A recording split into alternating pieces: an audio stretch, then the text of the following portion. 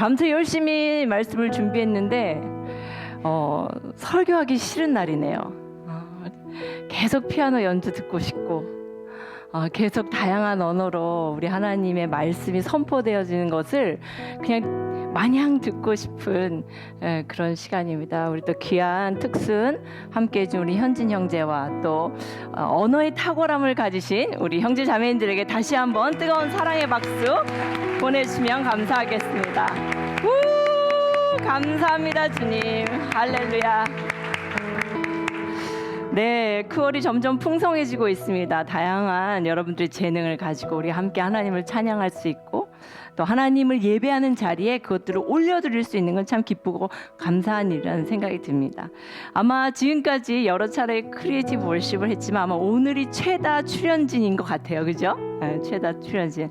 여러분의 숨은 재능들을 다 가지고 나와서 이 단에서 하나님께 올려드리면 좋겠습니다. 하나님을 영화롭게 하는 일에 그 모든 은사들이 사용되어지기를 소망합니다. 네, 우리가 여러 다양한 언어로 오늘 본문을 읽었습니다. 다 이해하셨죠? 설마.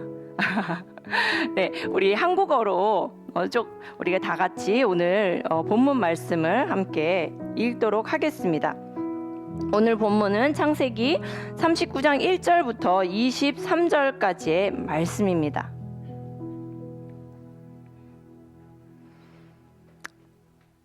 네, 준비되셨나요? 저와 여러분이 한 절씩 교독하도록 하겠습니다. 저부터 읽겠습니다. 요셉이 이끌려 애굽에 내려가매 바로의 신하 친위대장 애굽 사람 보디발이 그를 그리로 데려간 이스마엘 사람의 손에서 요셉을 산이라.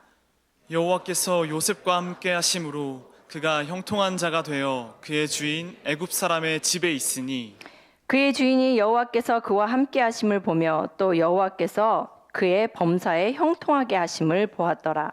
요셉이 그의 주인에게 은혜를 입어 섬김에 그가 요셉을 가정 총무로 삼고 자기의 소유를 다 그의 손에 위탁하니 그가 요셉에게 자기의 집과 그의 모든 소유물을 주관하게 한 때부터 여호와께서 요셉을 위하여 그 애굽 사람의 집에 복을 내리심으로 여호와의 복이 그의 집과 밭에 있는 모든 소유에 미친지라. 주인이 그의 소유를 다 요셉의 손에 위탁하고 자기가 먹는 음식 외에는 간섭하지 아니하였더라. 요셉은 용모가 빼어나고 아름다웠더라. 그 후에 그의 주인의 아내가 요셉에게 눈짓하다가 동침하기를 청하니 요셉이 거절하며 자기 주인의 아내에게 이르되 내 주인이 집안의 모든 소유를 간섭하지 아니하고 다 내 손에 위탁하였으니 이 집에는 나보다 큰 이가 없으며 주인이 아무것도 내게 금하지 아니하였어도 금한 것은 당신뿐이니 당신은 그의 아내임이라. 그런즉 내가 어찌 이 큰 악을 행하여 하나님께 죄를 지으리이까. 여인이 날마다 요셉에게 청하였으나 요셉이 듣지 아니하여 동침하지 아니할 뿐더러 함께 있지도 아니하니라. 그러할 때 요셉이 그의 일을 하러 그 집에 들어갔더니 그 집 사람들은 하나도 거기에 없었더라.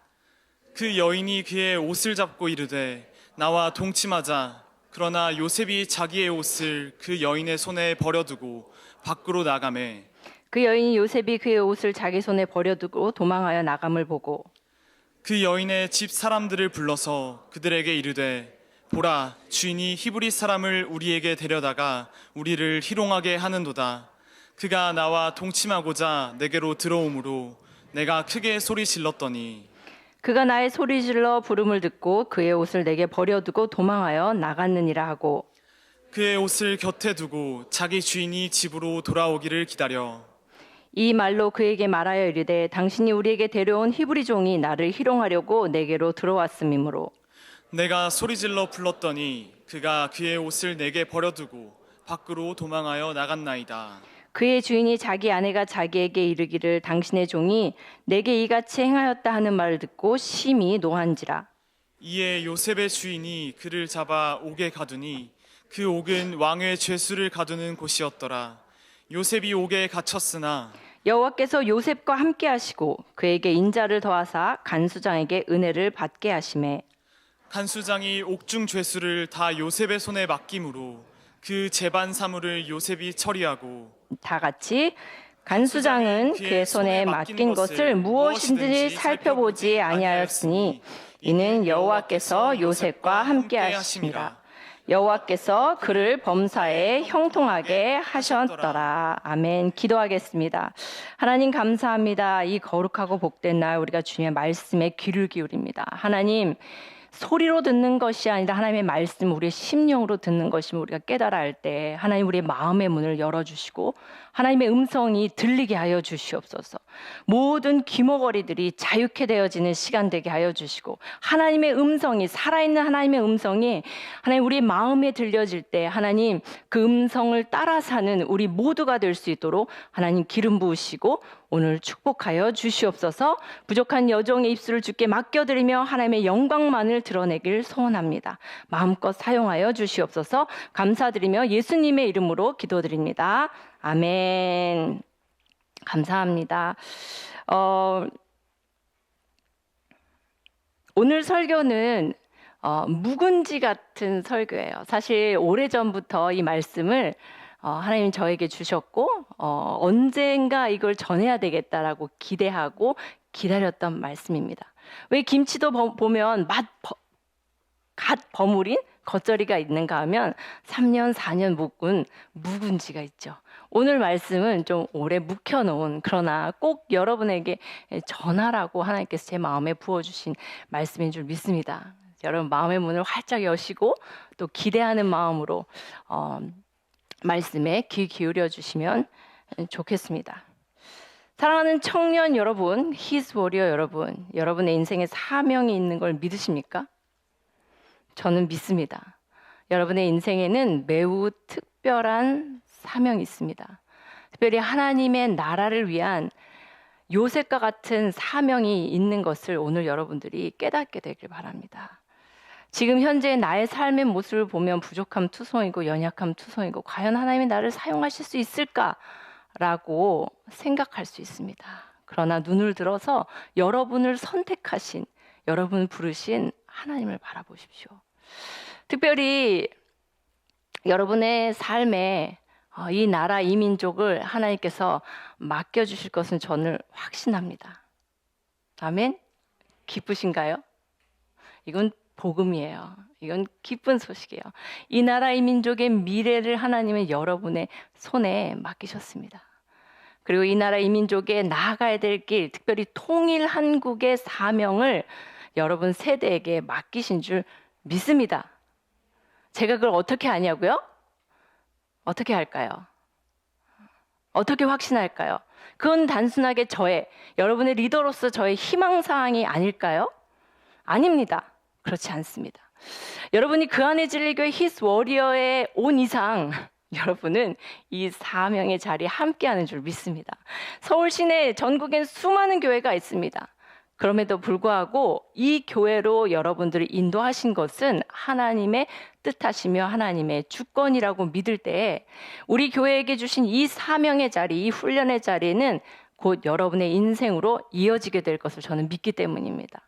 저는 오랫동안 특별히 여러분과 같이 청년의 때에 통일한국을 꿈꿨습니다. 아시는 분은 아시겠지만 제가 저는 열방을 향한 열정을 가진 20대를 보냈습니다. 그래서 열방의 많은 나라들을 다니면서 오늘 들은 것처럼 다양한 언어 속에서 우리 하나님이 어떻게 영광을 받으시고 높임을 받으시는지를 직접 눈으로 보고 경험하는 아주 복된 시간들을 보냈습니다.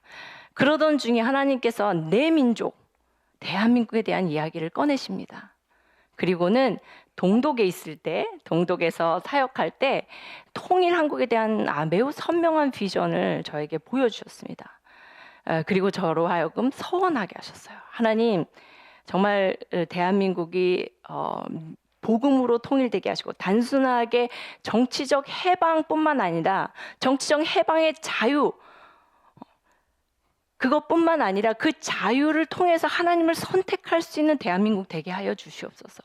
그런 통일한국 되게 하여 주시옵소서. 그리고 이 일을 위해서 하나님 부족한 여정을 사용하시고 써 주시옵소서.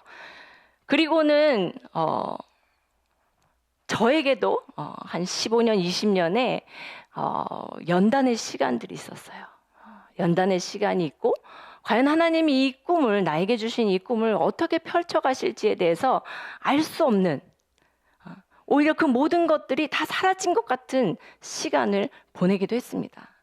그리고 나서 그 안에 진리교회 또 함께하게 하시고, 또 특별히 여러분들 청년 세대를 함께 리드할 수 있도록 하나님께서 허락하신 이 자리는 20년 전에 제가 하나님 앞에 서원했던 그 꿈과 맞닿아 있다는 것을 매우 선명하게 깨닫고 느끼고 있습니다.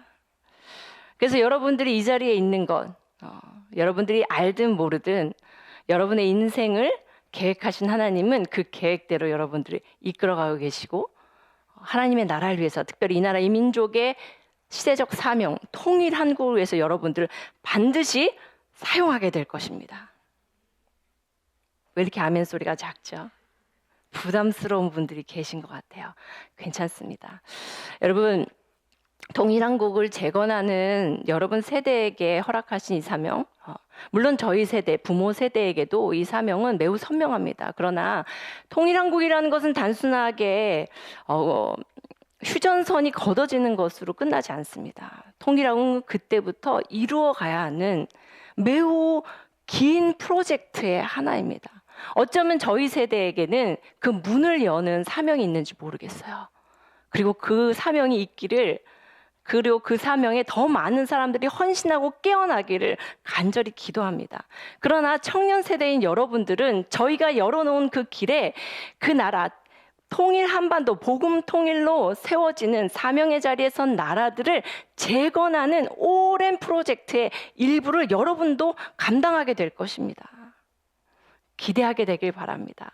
그렇다고 해서 통일되면 나 북한 가야 되는 거 아니야? 나 NGO로 또 가야 되는 거 아니야? 나 지금부터 서원하긴 좀 겁도 나고 두렵기도 한데, 여러분 염려하지 마십시오. 하나님 다 알고 계십니다. 여러분이 할 수 있는 그 복된 것으로 하나님이 이 일들을 이루게 하실 거예요. 누구는 최전방에 가겠죠. 열리자마자 들어가서 고아원도 세우고 교회도 세우고 학교도 세우고 또 그들을 먹이고 살리고 입히는 일들을 하게 될 거예요. 그러나 또 어떤 이들은 후방에서 지원한 일들을 또 하게 될 수도 있습니다. 그러나 다양한 모양의 역할이지만, 그러나 우리 모두가 하나님의 나라, 특별히 한반도, 대한민국의 사명을 아는 자들이 일어나서 함께 통일 한국, 복음으로 통일될 뿐만 아니라 하나님의 사명으로 다시 일어난 선교 한국을 이루는데 그 누구도 예외가 될 수는 없다는 거죠. 그 꿈을 여러분들이 꾸게 되길 바랍니다. 아멘? 아멘 소리가 좀 더 우렁찼으면 좋겠습니다. 아멘? 아멘. 그리고 기대하게 되길 바랍니다. 지금 여러분들의 연약하고 부족한 모습에 속지 마십시오. 그리고 하늘을 보시고 우리를 선택하신, 그럼에도 불구하고 우리를 부르신 그 하나님을 바라보게 되길 바랍니다. 오늘 우리가 함께 나눌 본문은 우리가 너무나 잘 알고 너무나 사랑하는 인물에 대한 이야기입니다. 여러분 요셉 좋아하시죠? 아마 성경에 많은 인물들이 있지만 그 중에 탑3 안에는 요셉이 들어갈 거라고 저는 확신합니다. 많은 사람들이 요셉과 같은 그런 역전의 은혜를 인생에서 경험하길 원하고, 그리고 반전의 반전을 겪어서 하나님이 행하시는 그 일들, 그리고 특별히 하나님의 쓰임을 받는 그 일에 사용되어지기를 간절히 원할 것입니다. 그래서 많은 사람들 이름이 조셉이에요. 조세핀, 여잔 조세핀. 솔직히 손 들어보세요. 내 영어 이름 요셉이다. 조셉이다. 여기도 꽤 있을 텐데. 네. 한 10명은 될 거예요. 사실 이태희 목사님 영어 이름은 조셉이에요. 그만큼 요셉은 우리에게 굉장히 큰 도전도 주고 또 용기도 주고 희망을 주는 이름이죠. 제가 이 시간 믿음으로 선포하는 여러분 모두 요셉인 줄 믿습니다. 요셉의 사명이 이미 여러분 위에 있음을 믿습니다. 아멘? 그냥 아멘 하세요. 그냥 아멘 하세요. 안 믿겨도 아멘 하세요. 그게 믿음의 고백이 되어 여러분의 삶을 하나님께서 이끄시고 인도하십니다. 여러분 요셉이세요. 여러분 요셉. 자, 그래서 오늘 요셉의 삶을, 이러한 큰 하나님의 나라의 사명을 받은 우리가 과연 요셉과 같은 기름 부으심과 요셉과 같은 사명의 자리에 있는 우리가 과연 어떻게 이 사명의 길을 준비할 것인가를 좀 연구하기 위해서 오늘 본문을 함께 나누도록 하겠습니다. 자, 우선 보면 요셉은 아버지의 매우 특별한 사랑을 받은 자입니다. 창세기 37장 3절입니다. 요셉은 노년에 얻은 아들이므로 이스라엘이 여러 아들들보다 그를 더 사랑함으로 그를 위하여 채색 옷을 지었더니. 자, 여러분들 하나님의 더욱 특별한 사랑을 받고 계신 것을 알고 계십니까? 요셉 맞죠? 네, 요셉에게는 11명의 형제들이 있었어요. 10명의 형들과 또 한 명의 동생이 있었습니다. 그럼에도 불구하고 야곱의 이스라엘의 매우 특별한 사랑을 받았어요. 여러분도 하나님의 특별한 사랑 안에 있습니다. 있습니다. 있습니다. 또 여기도 있습니다. 그래서 제가 여러분들이 요셉과 같다고 이야기하는 거예요. 이 시대에 특별한 사명이 있다라고 이야기하는 겁니다. 자, 요셉은 아버지의 특별한 사랑을 받은 자인가 동시에 하나님의 사명을 받은 자였습니다. 그가 어릴 적에 꿈을 꿨죠. 우리 요셉의 꿈은 너무나 잘 알고 있습니다. 2번의 꿈을 꿨습니다. 한 번은 11개의 곡식단이 자기의 곡식단에게 절을 하는 꿈이었고요. 2번째 꿈은 해와 달과 11개의 별들이 자기에게 절을 하는 꿈이었습니다. 이 꿈이 무엇인지 자세히 알지 못했지만 요셉은 나름 기분은 좋았던 것 같아요. 그죠? 그래서 형들에게 자랑하고 부모에게 이야기합니다. 자, 그런데 오히려 이 꿈은 형들의 질투를 받는 또 미움을 받는 이유가 됐죠. 자, 그리고는 우리가 잘 아는 대로 요셉이 애굽으로 팔려가는 사건을 보게 됩니다. 자, 오늘 본문 39장 1절입니다. 다 같이 한번 읽어볼까요? 시작. 요셉이 이끌려 애굽에 내려가매 바로의 신하 친위대장 애굽 사람 보디발이 그를 그리로 데려간 이스마엘 사람의 손에서 요셉을 산이라. 네, 여호와께서 요셉과 함께 하심으로 그가 형통한 자가 되어 그의 주인 애굽 사람의 집에 있었다라고 이야기합니다. 자, 요셉은 노예로 팔려갔지만 애굽 사람의 집에 종으로 팔려갔지만 성경은 그가 하나님이 여호와께서 그와 함께 하셨고 그로 말미암아 그가 형통케 되었다라고 이야기합니다. 여러분 인생에 하나님이 함께하고 계십니까? 함께하고 계시죠? 여러분의 인생이 형통으로 나아가고 있습니까? 오늘 특별히 이 본문은 요셉의 인생의 형통의 비결을 다시 한번 우리에게 알려주고 있습니다. 그것은 다름이 아니라 그 형통케 하신 하나님이 함께 하심으로 말미암아 형통케 하신 그 내용이 그 안에 숨은 내용이 바로 탁월함의 축복이 있었다는 것입니다. 자, 성경에 탁월함이란 단어가 직접 쓰이는 곳은 없습니다. 하지만 하나님의 사람들에게 이 탁월함을 부어주시는 성경의 여러 곳을 우리가 찾아볼 수 있습니다. 우선 다니엘서 6장 3절입니다. 다니엘은 마음이 민첩하여 총리들과 고관들 위에 뛰어남으로 왕이 그를 세워 전국을 다스리게 하고자 한지라. 신명기 28장 1절입니다. 여러분이 한번 읽어보겠습니다. 시작. 내가 내 하나님 여호와의 말씀을 삼가 듣고 내가 오늘 내게 명령하는 그의 모든 명령을 지켜 행하면 내 하나님 여호와께서 너를 세계 모든 민족 위에 뛰어나게 하실 것이라. 아멘. 우리가 읽은 두 본문에서 이 뛰어남이다라는 것은 곧 탁월함을 의미하죠.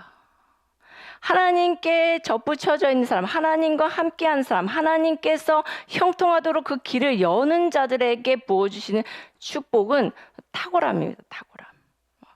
그래서 다니엘에게도 이 탁월함이 있었어요. 이 뛰어남이 있었고요. 신명기의 축복의 말씀 안에는 하나님의 말씀과 명령을 지켜 행하며 하나님과 동행하는 자에게 세계 모든 민족 위에 뛰어나게 하실 것이다라고 이야기합니다. 오늘 여러분과 나누고 있는 이 탁월함은 하나님과의 관계 속에서 드러나는 뛰어남이라고 이야기합니다. 마치 여호와 하나님께 접붙여질 때 형통의 열매가 맺듯이 여호와 하나님 포도나무 대신 예수 그리스도에 접붙여질 때 절로 과실을 맺는 것과 같이, 그런데 함께 하심과 그 열매, 형통의 열매를 이어주는 그 영양분, 그 내용인즉슨 탁월함이라는 거예요. 탁월함. 형통함은 그냥 하늘에서 떨어지는 것이 아닙니다. 하나님의 탁월함이 임할 때 형통함의 열매를 맺게 되는 것입니다. 특별히 오늘 본문에서 요셉의 삶에서 세 가지 탁월함을 우리가 집중해서 보려고 합니다. 자, 첫 번째입니다.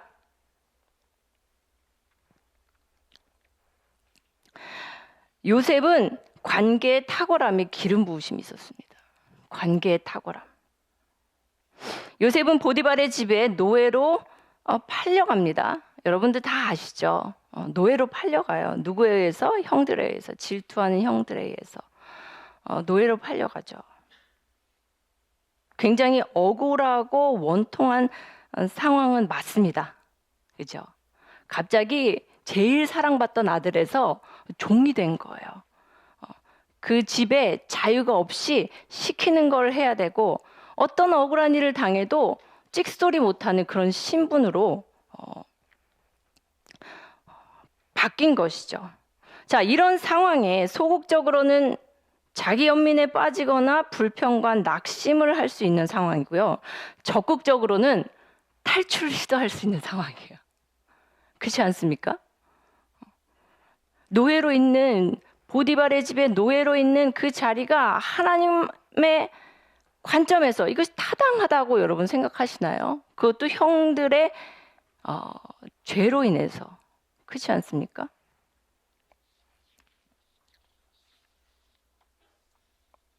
그런데 요셉은 이 일을 그렇게 받아들이지 않았어요. 자, 4절입니다. 다 같이 한번 또 읽어볼까요? 시작. 요셉이 그의 주인에게 은혜를 입어 섬김에 그가 요셉을 가정 총무로 삼고 자기의 소유를 다 그의 손에 위탁하니.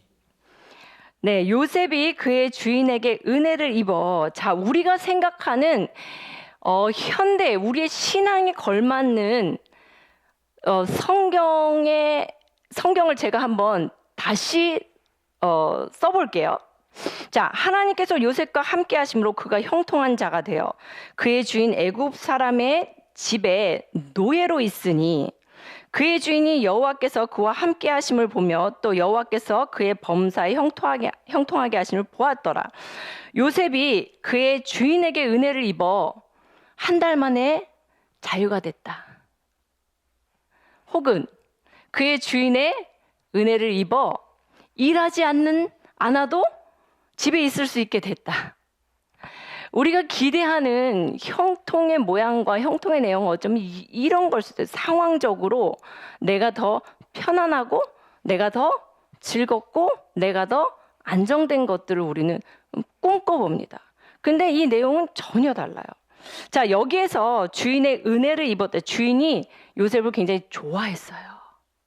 좋아했습니다. 근데 좋아하는 데는 이유가 있어요. 종과 주인의 관계였는데 보디발이 요셉을 굉장히 기뻐합니다.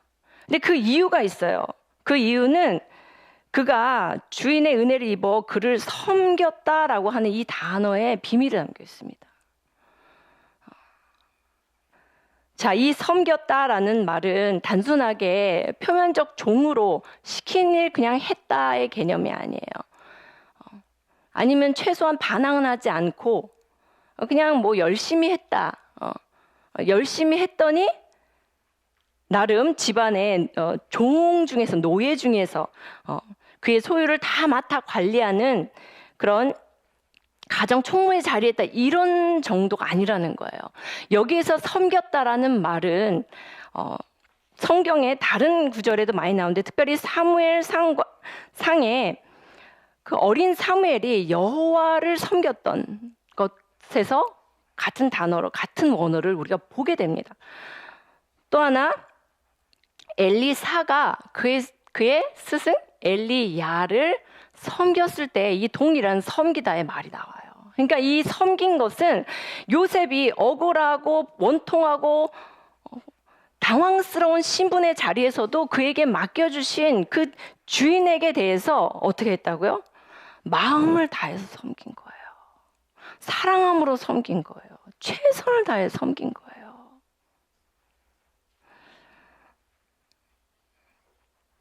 마치 하나님을 섬기듯 섬긴 거예요. 그러니 싫어할 주인이 어디 있겠습니까?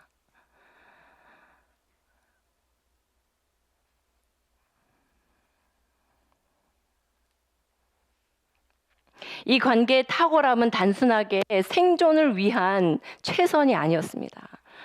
요셉이 지니고 있던 이 관계의 탁월함은 하나님께서 정한 자리에 대한 인정이에요.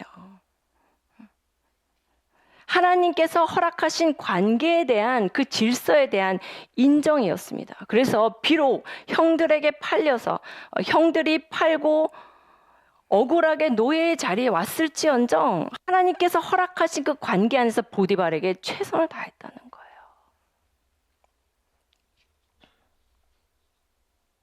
여러분, 관계의 탁월함이 여러분 안에 있게 되길 바랍니다. 여러분, 우리는 굉장히 다양한 관계 속에서 살아가고 있어요.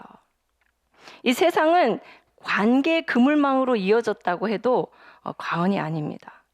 부모와 자녀의 관계, 스승과 제자의 관계, 친구의 관계, 상사와의 관계, 직장 동료와의 관계, 선후배의 관계, 또 교회 안의 동역자의 관계, 영적 리더와 제자의 관계, 다양한 관계망 안에 우리가 살고 있어요. 이 모든 관계는 누가 허락하신 거예요? 하나님이 허락하신 겁니다. 여러분, 이걸 분명히 하셔야 돼요. 이 모든 관계는 하나님이 허락하신 거예요. 따라서 이 관계들은 하나님의 질서 안에서 잘 이해되어야 합니다.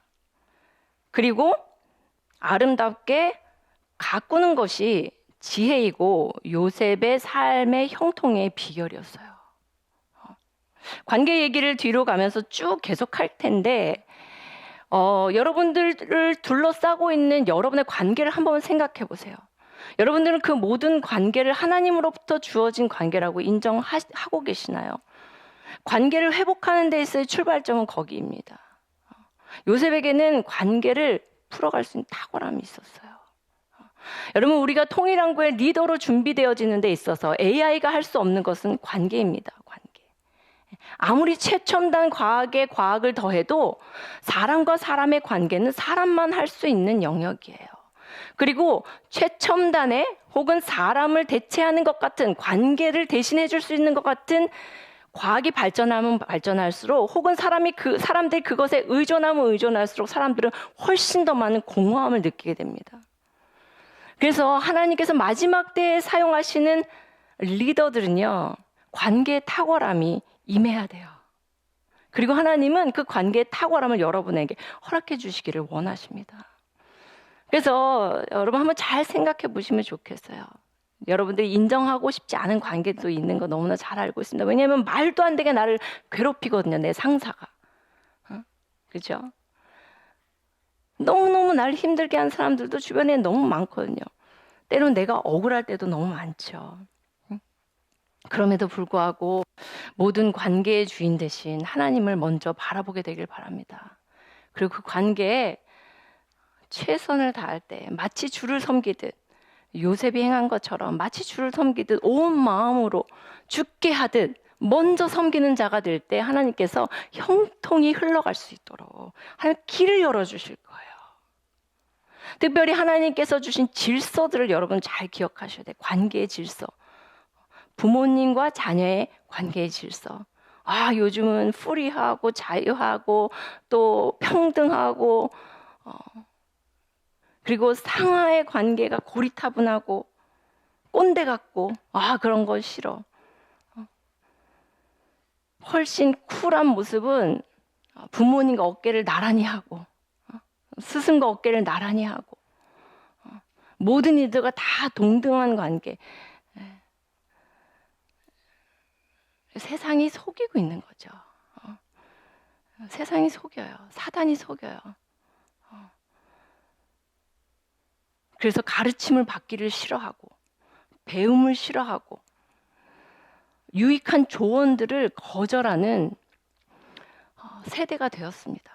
여러분, 하나님 앞에서 관계들을 잘 살피고 하나님이 주신 영적 질서 안에 들어오셔야 돼요. 그럴 때 관계의 축복이 열리게 될 줄 믿습니다. 그리고 하나님은 그 관계의 탁월함을 여러분들이 지금 훈련하길 원하세요. 왜냐하면 리더가 할 일은요, 사실 관계들을 풀어가는 일이에요. 여러분 혹시 퇴사를 고민하고 계십니까? 일이 당장 힘들어서 퇴사한 사람은 생각보다 많지 않더라고요. 회사 내 관계가 어려우면 사표 냅니다. 우리가 어떤 일을 할 때 쉽게 포기한 이유, 공동체를 쉽게 옮기는 이유조차도 관계가 불편하면 그냥 옮겨버려요. 겉으로는 하나님의 뜻을 쫓아 간다라고 이야기하지만 그렇지 않은 경우도 참 많이 있다는 것을 보게 됩니다. 관계의 탁월함이 여러분에게 임하기를 소원합니다. 요셉이 그랬어요. 요셉. 비록 억울한 신분 안에 있어도 하나님이 허락하신 주인과 종의 관계를 인정하며 나아갈 때 그 주인을, 이방 주인이잖아요. 애굽 사람 그 이방 주인을 마치 죽게 하듯 온 마음을 다해 섬겼다는 것을 우리가 반드시 기억하면 좋겠습니다. 그렇다면 모든 관계가 다 하나님 안에서 내가 섬기기만 하면 되는 것이냐? 그렇지 않습니다. 자, 오늘 본문의 7절부터 18절까지 우리가 너무나 잘 아는 보디발의 아내의 유혹 이야기입니다. 자, 어떤 관계는 우리가 어떤 희생을 치르더라도 끊어내야 하는 관계가 있습니다. 우리를 죄로 유혹하는 관계, 우리를 넘어뜨리려고 이끄는 관계들은 우리가 과감하게 거절할 수 있는 관계의 탁월함이 우리에게 필요합니다. 세상은 야, 너 기독교인이니까 이것도 하고 저것도 하고 막 우리를 끌고 가죠. 그럼 우리 마음은 그렇지, 섬기라고 했지. 모든 관계는 다 하나님께로부터 말미암았으니까 내가 더 잘 섬기면 되겠지. 그렇지만 아닙니다. 자, 보디발의 아내가 그를 유혹하죠. 뭐 어떤 사람은 그래요. 보디발의 아내가 못생겨서 그랬다. 그럴 수도 있고 아닐 수도 있고, 그러나 매우 강하게 요셉을 유혹한 것만은 사실입니다. 자, 그를 유혹하며 나아갈 때 요셉이 말한 대답을 우리가 한번 보도록 하겠습니다. 9절 말씀입니다. 시작. 이 집에는 나보다 큰 이가 없으며 주인이 아무것도 내게 금하지 아니하였어도 금한 것은 당신뿐이니 당신은 그의 아내임이라. 그런즉 내가 어찌 이 큰 악을 행하여 하나님께 죄를 지으리이까. 네, 관계를, 하나님 원하지 않는 관계를 만들어가는 것은 곧 하나님께 대한 죄악이다라고 이야기를 하고 있죠. 아까 말한 것처럼 여러분, 때때로 어려운 관계는 우리가 벗어나야 되는 상황이 아니라 오히려 그 관계를 허락하신 하나님 앞에서 우리의 마음을 낮추고 상대를 섬기고 최선을 다해서 죽게 하듯 해야 되는 것이 맞습니다. 그럼에도 불구하고 우리를 죄 가운데로 이끄는 관계는 우리가 넉넉하게 끊어내야 되고, 그렇게 하지 못할 경우에는 하나님께 큰 죄악을 범하는 것이다 라고 요셉의 대답을 통해서 우리에게 가르쳐주고 있습니다. 여러분, 분별하셔야 됩니다. 분별하셔야 돼요. 가끔 제가 여러 상담을 할 때 조금 당황스러운 상담을 할 때가 있어요. 예를 들면 이런 겁니다. 본인이 이렇게 마음에 품고 있는 형제가 있는데, 혹은 자매가 있는데, 이성이 있는데, 하나님의 사인이 계속 있다는 거예요. 그리고 배우자일 확률이 높다, 이렇게 막 마음을 품어가고 있더라고요. 근데 알고 봤더니, 상황을 봤더니 이미 그분은 약혼한 사람이에요. 그럼 제가 이제 너무 당황하는 거예요. 당황스럽겠죠. 하나님이 허락하지 않은 관계들이 있어요. 근데 세상은 그 모든 경계를 다 허뭅니다. 유부녀여도 상관없고 유부남도 상관없고 나를 기쁘게 해주고 나를 사랑해 줬으면 다 되는 거예요. 아니죠. 아니죠. 그래서 여러분 관계에 탁월하면은 분별함이 있어야 돼요. 같이 해야 될 사람과 같이 하지 말아야 될 사람도 분별하여 알아야 되는 것이죠. 요셉은요 보디발의 아내의 유혹을 거절했을 뿐만 아니라 그 이후로는 아예 함께 있지도 않았어요. 떠나는 거예요. 떠나야 됩니다. 그리고 그로 인해서 불이익이 닥칠지라도 어려움이 닥칠지라도 누명을 쓰게 될지라도 억울한 일을 당하게 될지라도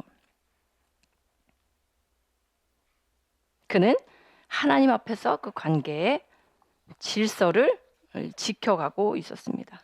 결국에는 어려운 일을 당했어요. 어려운 일을 당해서 감옥에 가게 됩니다.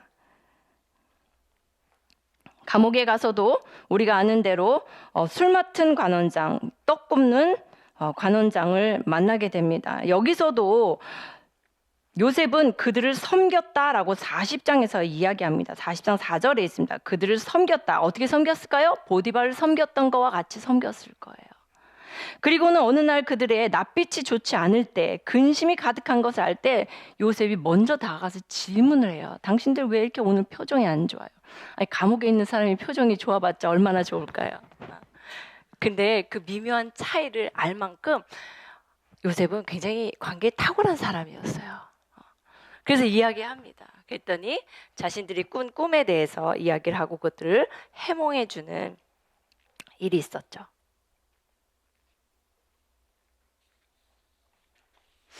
자, 두 번째 우리가 볼 수 있는 요셉의 탁월함입니다. 그것은 실력의 탁월함이에요. 실력의 탁월함. 우리가 요셉의 인생 스토리에서 가장 좋아하는 장면은 아마 41장일 거예요. 바로의 꿈을 멋지게 해석하고 하루아침에 총리로 임명되는 장면일 것입니다. 그리고 우리는 그런 순간이 우리 인생에도 찾아오기를 사실 살짝 꿈꾸죠. 그런 역전의 일들이 마치 로또를 맞는 것처럼 일어나기를 사실 은연중에 꿈꾸는 부분이 있습니다. 그런데 우리가 이 일을 자세하게 살펴보면 요셉이 하루아침에 총리가 된 것은 단순하게 그가 꿈을 해석했기 때문만은 아닙니다. 자, 창세기 41장 32절 36절인데 한번 볼까요? 자, 창세기 41장 32절에서 36절입니다. 여러분이 한번 큰 목소리로 살짝 졸음이 오기도 하죠. 제가 빨리빨리 할게요. 여러분이 졸음을 쫓아내면서 큰 목소리로 한번 읽어보면 좋겠습니다. 시작! 바로께서 꿈을 2번 겹쳐 꾸신 것은 하나님이 이 일을 정하셨습니다. 하나님이 속히 행하시리니 이제 바로께서는 명철하고 지혜 있는 사람을 택하여 애굽 땅을 다스리게 하시고 바로께서는 또 이같이 행하사 나라 안에 감독관들을 두어 그 7해 풍년에 애굽 땅의 5분의 1을 거두되 그들로 장차 올 풍년의 모든 곡물을 거두고 그 곡물을 바로의 손에 돌려 양식을 위하여 각 성읍에 쌓아두게 하소서. 이와 같이 그 곡물을 이 땅에 저장하여 애굽 땅에 임할 7해 흉년에 대비하시면 땅이 이 흉년으로 말미암아 망하지 아니하리이다. 아멘. 자, 요셉은 왕에게 꿈을 해석해 줄 뿐만 아니라 그에게 이 7년의 풍년과 7년의 흉년의 전략을 알려줍니다.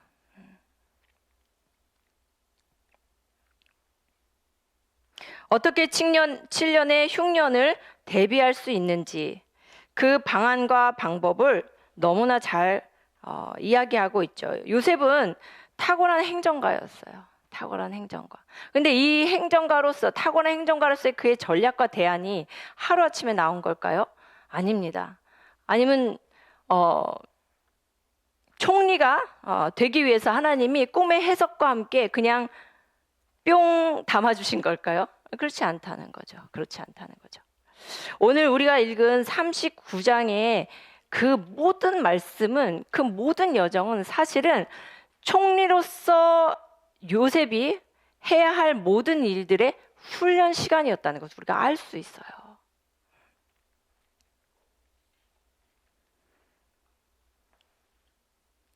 요셉은 우리가 이야기한 것처럼 채색 옷을 입고 살았어요. 어린 시절에. 여러분, 채색 옷이라는 것은 감독관의 옷이에요. 굉장히 좋고 비싼. 그래서 노동하기 위한 옷이 아니고요. 그냥 입고 걸어다니는 옷. 입고 자랑하기 위한 옷이에요. 그래서 요셉은 딱히 일을 하지 않은 것을 우리가 알고 있습니다. 감독관의 옷을, 채색 옷을 입고 다니면서 형들이 뭐 잘못했나 이렇게 지켜봤다가 아버지한테 가서 얘기하는 거. 그리고 형들이 세겜으로 양떼를 치러 갔을 때도 아버지가 심부름을 시키죠. 형들이 잘 있나 보고 와. 양 치러 갈 때 요셉 너는 안 가도 돼 이거예요. 넌 채색 옷을 입고 가만히 있다가 이제 시키는 심부름. 그리고 형들이 잘 하나 지켜보고 보고하는 일. 이 정도가 요셉의 역할이었어요. 만약에 그 상태로 요셉이 30세가 되었다면 과연 애굽의 총리의 일을 할 수 있었을까요? 어떻게 생각하세요? 저는 총리라는 자리는 어쩌면 하나님이 기적같이 내려주셨을 수도 있어요. 그렇지만 총리의 일을 하는 것은 또 다른 문제였을 것 같아요. 자, 이 모든 준비를 하나님이 언제 시켰다고요? 보디발의 집에서, 또 감옥에서. 여러분들은 창세기 39장을 살고 있다고 저는 생각합니다. 그죠? 청년의 때에 하나님의 꿈과 비전을 받고 어쩌면 채색 옷을 입었던 시간들도 있었을 거예요. 마냥 귀하게 가정 안에서 부모님의 돌봄을 받고 사랑받고, 근데 막상 청년이 되어 세상에 나가보니까 이게 만만치 않습니다. 그러나 하나님의 약속은 여러분들을 반드시 훈련의 과정을 통과하게 하십니다.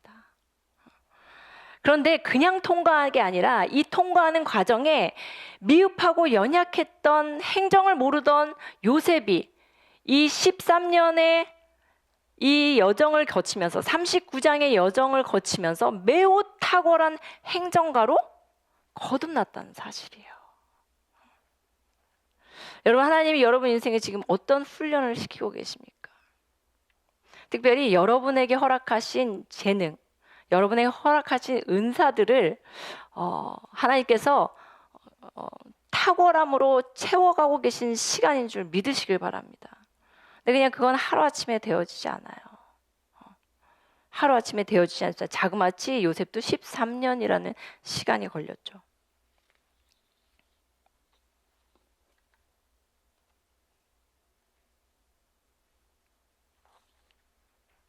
여러분, 어떤 훈련에 집중하고 계십니까? 특별히 하나님께서는 우리가 달란트 비유에서도 알듯이 어떤 사람에게는 5달란트, 어떤 사람에게는 2달란트, 1달란트를 준 것처럼 우리 모두에게는 하나님이 주신 달란트들이 있습니다. 은사들이 있습니다. 하나님은, 하나님께서 여러분들 사명의 자리에 세울 때 그냥 알아서 서라가 아니에요. 그것을 할 수 있는 은사들을 이미 다 주셨어요. 그런데 받은 은사를 여러분들 탁월함으로 개발시키고 계신지는 또 다른 문제입니다. 그냥 받은 5달란트만 가지고 땅에 묻어두고, 없는 건 아니니까 있는 정도에 거기에 머물러 계신지, 아니면 요셉과 같이 하나님의 연단과 훈련 과정 안에서 그 실력을 탁월함으로 끌어올리고 계신지는 여러분 몫이에요. 저는 이 시간에 그 일들을 하나님이 여러분의 삶에 행하고 계신 줄 믿습니다. 그러니 부지런히 준비하십시오. 커피를 만드시나요? 최고의 커피를 만들게 되길 바랍니다. 디자인을 하고 계시나요? 최고의 디자이너로 우뚝 서게 되길 바랍니다. 연주를 하고 계시나요? 행정을 하고 계시나요? 간호를 하고 계시나요? 글을 쓰고 계시나요? 무엇이 되든지 간에 하나님께서 기름 부으시고 요구하시는 그 탁월함으로 나아가셔야 돼요. 저는 매우 바쁜 청년 시절이 되면 좋겠습니다. 특별히 사명, 요셉과 같은 사명을 받은 여러분들이 매우 바쁘게 부지런히 이 시간들을 살았으면 좋겠어요. 근데 무엇을 위해서? 하나님께서 허락하신 그 재능의 탁월함을 위해서 온 마음을 쏟게 되길 바랍니다. 그래서 준비가 되어야 돼요. 준비. 저는 아직도 시험 보는 꿈을 꿔요. 악몽이죠. 시험 보는 꿈을 꾸는데 아직 준비가 안 됐는데, 혹은 무대 위에 서야 되는데 준비가 안 됐거나 뭐 이런 꿈을 아직도 꿉니다. 긴장감이죠, 긴장감. 한편으로는 내가 아직 준비가 안 된 영역들에 대해서 게을리하면 안 되겠다는 생각을 참 많이 해요. 어느 순간에 하나님이 나를 쓰실 텐데 그때 가서 잠깐만요, 미련한 다섯 처녀처럼 등불에 기름이 없어요 하지 않고 지혜로운 다섯 처녀처럼 준비가 돼 있는 하나님의 사람으로 서야겠다라는 생각을 굉장히 많이 합니다. 여러분에게 도전하고 싶습니다. 이 청년의 때 창세기 39장을 살고 있는 요셉의 사명을 받고 하나님의 사명을 받고 그것을 준비하며 나아가는 창세기 39장의 삶을 사는 여러분들이 부지런히 그 탁월함을, 하나님께서 맡긴 영역의 그 탁월함을 준비하게 되길 바랍니다. 요셉께서 굉장한 행정가로 하나님께서 훈련을 시키셨어요. 보디발의 집에서 그의 모든 재산과 소유를 관리하는 자로, 그리고 관리할 때 하나님이 축복하셨죠. 그리고 그 축복을 이방 주인도 다 볼 수 있었습니다. 억울하게 옥에 갇혔을 때도 마찬가지였어요.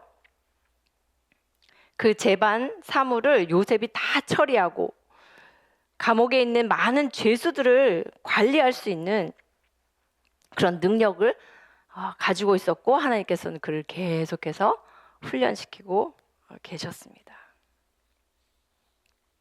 마지막 세 번째입니다. 탁월함으로 준비하라. 첫 번째, 관계의 탁월함을 준비하십시오. 두 번째, 실력의 탁월함을 준비하십시오. 세 번째, 하나님의 뜻을 이해하는 탁월함을 갖게 되길 바랍니다. 이게 제일 중요해요. 제일 중요해요.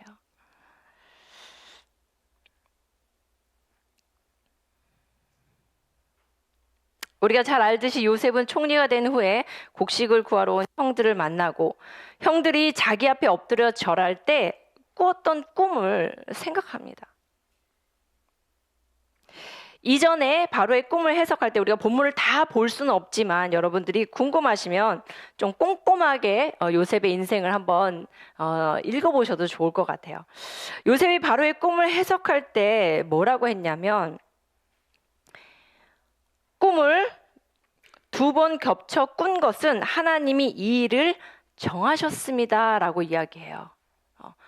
그러면서 자기의 꿈도 생각하지 않았을까요? 전 생각했을 것 같아요. 그것도 자기도 어렸을 때 꿈을 두 번 꿨잖아요. 그러면서 고백하는 거예요. 하나님은 이 일을 정하셨고 반드시 이루실 것이다.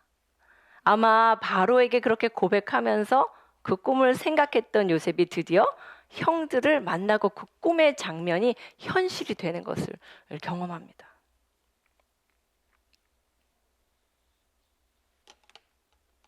자, 형들을 만나고 기뻤을지 잘 모르겠어요. 여러 감정이 교차했을 것 같습니다. 그리고는 요셉이 형들을 뺑뺑이를 돌려요.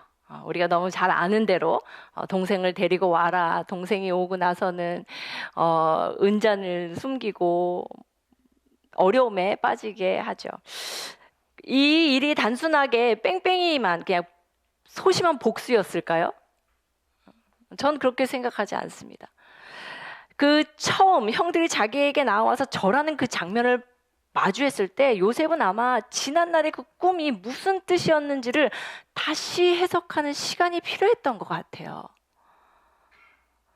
아마 어렸을 때는 그 꿈 때문에 나는 왕이 되고 내가 주인공이 되고 라고 생각했을지 모릅니다. 17살 소년 요셉이었기 때문에 그냥 마냥 기분 좋은 꿈이고 내가 스타가 되나 보다라고 생각했을지 몰라요. 그러나 막상 그 모든 고난의 시간과 인내의 시간과 연단의 시간을 거쳐 총리가 된 후에 막상 그 자리에서 형들을 마주했을 때 요셉은 그 꿈이 내가 주인공이 되는 아주 단순한 그런 꿈이 아니다라는 것을 생각했을 것 같아요. 그렇다면 과연 이 꿈은 무엇인가? 이 장면은 무엇이고 이 상황은 무엇인가?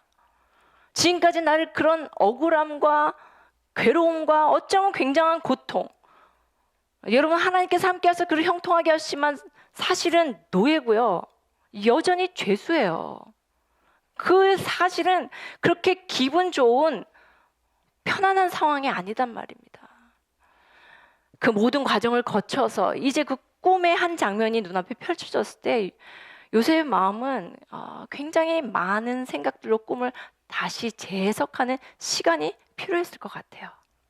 그리고 드디어는 형들의 변화를 확인했을 뿐만 아니라 이제 자신이 누군지 밝혀야 하는 시간이 다가옵니다.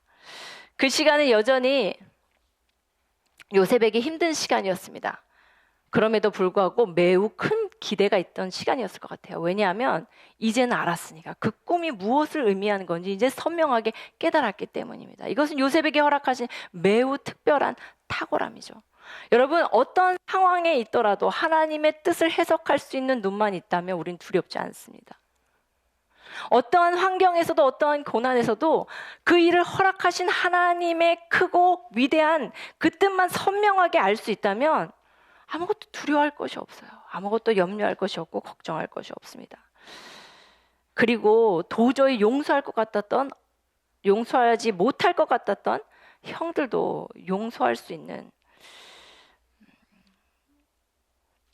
마음의 변화가 일어나는 거죠. 뭐 때문에? 이 모든 것들을 허락하신 하나님의 뜻을 이제는 해석할 수 있게 됐고 깨달아 알 수 있기 때문입니다. 우리 같이 말씀 한번 보겠습니다. 창세기 45장 말씀이죠. 드디어 요셉이 자신의 입을 열어서 자신이 누구인지 형들에게 밝히는 장면입니다. 45장 4절부터 11절까지입니다. 좀 길긴 하지만 여러분들이 좀 자세하게 집중해서 읽었으면 좋겠습니다. 다 같이 한번 읽도록 하겠습니다. 시작. 요셉이 형들에게 이르되 내게로 가까이 오소서. 그들이 가까이 가니 이르되 나는 당신들의 아우 요셉이니 당신들이 애굽에 판 자라. 당신들이 나를 이곳에 팔았다고 해서 근심하지 마소서. 한탄하지 마소서. 하나님이 생명을 구원하시려고 나를 당신들보다 먼저 보내셨나이다. 이 땅에 2년 동안 흉년이 들었으나 아직 5년은 밭갈이도 못하고 추수도 못할지라. 하나님이 큰 구원으로 당신들의 생명을 보존하고 당신들의 후손을 세상에 두시려고 나를 당신들보다 먼저 보내셨나니 그런즉 나를 이리로 보낸 이는 당신들이 아니요 하나님이시라. 하나님이 나를 바로에게 아버지로 삼으시고 그 온 집의 주로 삼으시며 애굽 온 땅의 통치자로 삼으셨나이다. 당신들은 속히 아버지께로 올라가서 아뢰기를 아버지의 아들 요셉의 말에 하나님이 나를 애굽 전국의 주로 세우셨으니 지체 말고 내게로 내려오사 아버지의 아들들과 아버지의 손자들과 아버지의 양과 소와 모든 소유가 고센 땅에 머물며 나와 가깝게 하소서. 흉년이 아직 5해가 있으니 내가 거기서 아버지를 봉양하리이다. 아버지와 아버지의 가족과 아버지께 속한 모든 사람에게 부족함이 없도록 하겠나이다 하더라고 전하소서. 아멘. 자, 요셉은 드디어 이 모든 일, 자기 인생에서 벌어진 그 모든 일들을 하나님의 관점에서 해석하게 돼요. 하나님의 관점. 사람의 이 땅에 있는 우리의 관점, 당장 고난과 어려움을 당하는 내 관점이 아니라 이 모든 것 위에 계신 하나님의 관점을 깨닫게 됩니다. 하나님의 구원의 경륜을 이해하는 눈이 열린 거예요. 그러니 우리가 인간적으로는 도저히 용서할 수 없는 형들도 용서할 수 있게 되는 거죠. 이것은 아브라함과 이삭과 야곱에게 하신 약속이고 당대를 거쳐 그의 후손들과 그 후손에까지 이어지는 약속인 것을 깨닫습니다. 그래서 당신들이 나를 이곳에 보낸 게 아니라 하나님이 나를 이곳에 보내신 거다. 왜? 당신들을 보존하시고 당신의 후손을 보존하셔서 하나님이 원하시는 그 일들을 이루기 위함이다라고 이야기해요. 여러분, 여러분이 인생에 펼쳐진 모든 것들에 대한 해석이 하나님께 있음을 믿으시길 바랍니다. 그래서 우리 눈에는 안 보이고 안 보여서 괴롭고 이해가 안 가고 답답하고 억울하고 고통스럽다 할지라도 그것들을 가지고 하나님께 나아가 나에게도 요셉과 같이 하나님의 뜻을 이해할 수 있는 탁월함을 주십시오. 하나님 그 모든 일들을 허락하신 이유, 그 모든 상황을 허락하신 이유, 하나님의 구원의 경륜 안에서 내가 이것들을 이해하길 원합니다. 내 인생이 그 안에 있을 때 하나님, 그 큰 그림 안에서 나를 이해하게 하여 주시고 내 인생을 이끄시는 하나님의 뜻을 이해하게 하여 주시옵소서. 사명을 받은 요셉 같은 여러분, 하나님의 뜻을 해석할 수 있는 탁월함이 여러분에게 임하길 원합니다. 근데 이 탁월함은요, 기도와 말씀 안에서 이루어지는 거예요. 하나님을 아는 데서 이루어지는 거예요. 어느 날 내가 내 인생을 잘 생각해 보니까 이럴까 저럴까 이거였나 저거였나 이런 문제가 아니라는 겁니다. 우리가 하나님을 깊이 묵상할 때, 그가 누구신지를 깊이 깨달아 할 때, 그가 내 인생에 행한 그 모든 일들이 하나님의 뜻 안에서 다시 풀어지는 역사가 일어난다는 것입니다. 요셉은 하나님의 나라를 봤어요. 하나님의 약속을 봤어요. 그리고 하나님의 약속 안에 하나의 퍼즐 피스로 자신이 애굽에 와 있고 애굽의 총리가 되어 있고 총리가 되어 있음으로 말미암아 그의 모든 가족을 거둘 수 있는 상황에 이르렀다는 것을 알게 된 거예요. 그래서 이후에도 요셉의 행보는 끊임없이 약속을 향해 나아갑니다. 요셉의 마지막 유언을 한번 보도록 하겠습니다. 창세기 50장 24절 25절입니다. 시작. 요셉이 그의 형제들에게 이르되 나는 죽을 것이나 하나님이 당신들을 돌보시고 당신들을 이 땅에서 인도하여 내사 아브라함과 이삭과 야곱에게 맹세하신 땅에 이르게 하시리라 하고, 요셉이 또 이스라엘 자손에게 맹세시켜 이르기를 하나님이 반드시 당신들을 돌보시리니 당신들은 여기서 내 해골을 메고 올라가겠다 하라 하였더라. 아멘. 자, 요셉이 유언을 남기죠. 이제 자기는 죽게 되지만 하나님이 반드시 그의 죽음도 하나님의 언약 앞에 있어요. 반드시 여러분들을 약속의 땅으로, 맹세하신 그 땅으로 인도하실 것입니다. 그러니 그때에 내 시신을 여기다 두지 말고 내 해골을 메고 나를 데려가세요. 이렇게 얘기하는 거예요. 여러분, 우리의 인생을 나의 관점으로 보면 답이 없습니다. 그러나 우리의 인생을 하나님의 관점으로 보면 매우 크고 놀라운 하나님의 구원의 역사 안에 어떤 모양으로 어떻게 쓰임받고 있는 것을 우리가 보게 됩니다. 오늘 그 눈이 열리게 되길 바랍니다. 내가 지금 당장 겪는 어려움, 혹은 내가 과거에 겪은 나에게 너무나 깊은 상처만 남겨놓은 그 사건들이 하나님의 구원의 역사 안에서 다시 한번 해석되어지는 그 놀라운 일이 있었으면 좋겠어요. 그럴 때 우리는 이 사명의 길, 혹은 이 연단의 길, 이 준비의 길을 하나님의 뜻만 바라보며 전진할 수 있습니다. 사랑하는 히스워리어 여러분, 특별히 오늘은 우리가 보라색 옷을 입었어요. 로열을 상징하죠. 로열을 상징하는 보라색 옷을 입었습니다. 하나님의 자녀된 우리에게 주어진 약속들을 입게 되길 바랍니다. 그리고 그 약속 안에 있는 내 인생이 크고 놀라운 하나님의 구원의 역사 안에 이미 쓰임받기로 예정되어 있고 이미 쓰임받기로 작정된 인생이라는 것을 믿게 되길 바랍니다. 사실 오늘 우리 현진 형제가 나눠준 그 간증을 들으면서 참 놀랐어요. 메시지 들으면서. 그렇죠? 우리 이게 미리 얘기한 거 없거든요. 근데 오늘의 말씀 주제를 굉장히 현진 형제의 언어로 또 잘 표현해 준 것 같아요.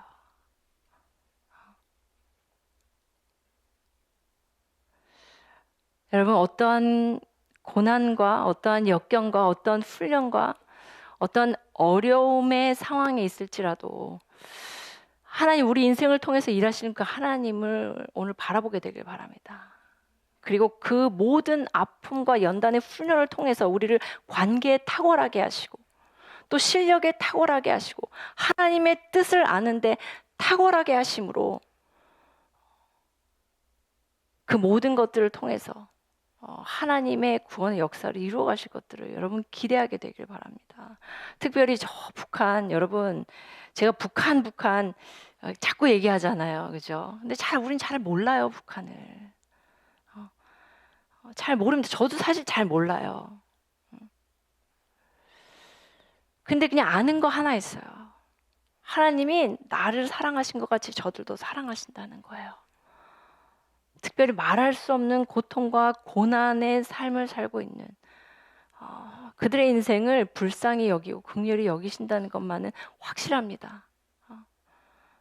그 마음을 품은 자들이 이제 다시 일어나서 정말 이 한반도에 이 대한민국 안에 주신 이 사명, 구원의 은혜를 우리만 누릴 것이 아니라 이 구원의 은혜를 정말 열방 가운데 전하는 이 사명을 우리가 반드시 이루면 좋겠습니다. 그런데 이것은 그냥 되어지지 않는다는 것을 오늘 창세기 39장 우리에게 보여주고 있고, 어쩌면 지금 당장 우리의 인생이 이런 상황 가운데 있다는 것을 인정하지 않을 수 없을 때 하나님 그렇습니다. 이 과정들을 회피하지 않게 하여 주시고 정말 하나님 원하시는 대로 하나님 계획하신 대로 그곳에 이르기까지 하나님 우리를 준비시켜 주시옵소서. 탁월한 자들로 준비시켜 주시옵소서. 여호와 하나님께서 나와 함께 하실 때 이 모든 것들을 피하는 편안한 자리가 아니라 이 모든 것들을 인내하며 넉넉히 감당하고 하나님이 쓰실 만한 총리로 쓰시든 CEO로 쓰시든 그 무엇으로 쓰시든지 간에 하나님이 계획한 그 자리에 세워지기까지 하나님 우리를 연단시키시고 준비시키시고 또한 그 모든 일에 우리가 게을리하지 않도록 깨어있을 수 있도록 하나님 은혜를 베풀어 주시옵소서. 이것이 오늘 우리의 기도가 되길 소망합니다. 이것이 우리의 간구가 되기를 소망합니다. 함께 기도하겠습니다.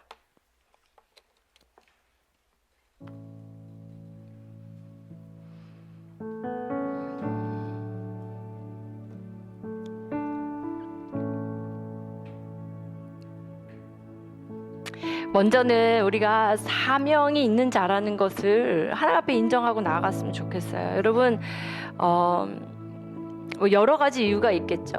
그리고 또 여러 가지 상황, 이 사명이라는 주제에 있어서 여러 가지 다양한 각자의 상황과 또 기도 제목들이 있을 거라고 저는 생각합니다.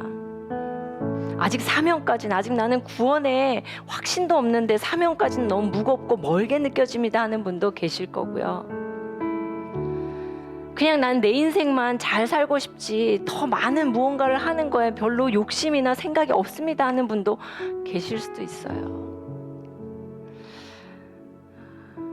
그러나 하나님은 하나님의 나라의 일들을 이룰 사명자들을 찾고 계시고 제가 확신하기는 그 중에 한 명은 바로 여러분입니다. 그렇지 않고서는 그 안의 교회 여기 올 수가 없어요. 이건 우연이 아니죠. 우연이 아니죠. 하나님의 나라에는 우연이 없습니다. 하나님의 나라는 오직 하나님의 주권적 역사만 있습니다.